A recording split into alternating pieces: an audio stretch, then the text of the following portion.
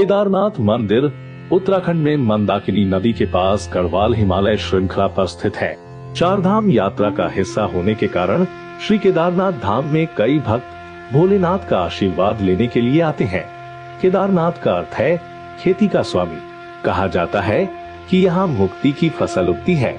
केदारनाथ के बारे में एक किंवदंती कहती है, प्राचीन काल में नर और नारायण की भक्ति से प्रसन्न होकर शिव प्रकट हुए।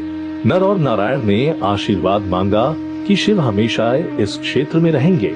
शिव ने कहा कि जो भक्त केवल केदारनाथ के साथ नर और नारायण को देखेंगे वे सभी पापों से मुक्त होकर अक्षय पुण्य प्राप्त करेंगे। आइए इस कहानी के छिपे आध्यात्मिक अर्थ पर एक नजर डालते हैं। जिस खेत में मुक्ति की फसल उगती है, यह वह स्थान है जहाँ परमात्मा मानव को राजयोग सिखाते हैं। याद रखें कि मुक्ति आत्मा की परम धाम में रहने वाली अवस्था है और जीवन मुक्ति शरीर के भीतर रहते हुए बंधनों से मुक्त होने की अवस्था है। राजयोग के नियमित अभ्यास से आत्मा मुक्त और जीवन मुक्त दोनों होती है। ईश्वरीय ज्ञान कहता है, नर और नारायण एक ही समय में एक साथ नहीं थे। सतयुग के नारायण जन्म और पुनर्जन्म के चक्रों से गुजरने के बाद आध्यात्मिक शक्तियों को खो देते हैं और कलयुग में नर बन जाते हैं।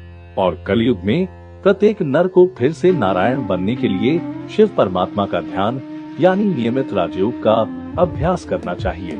सतयुग के नारायण गुणों से परिपूर्ण होने के कारण किसी भी प्रकार की साधना नहीं करते हैं।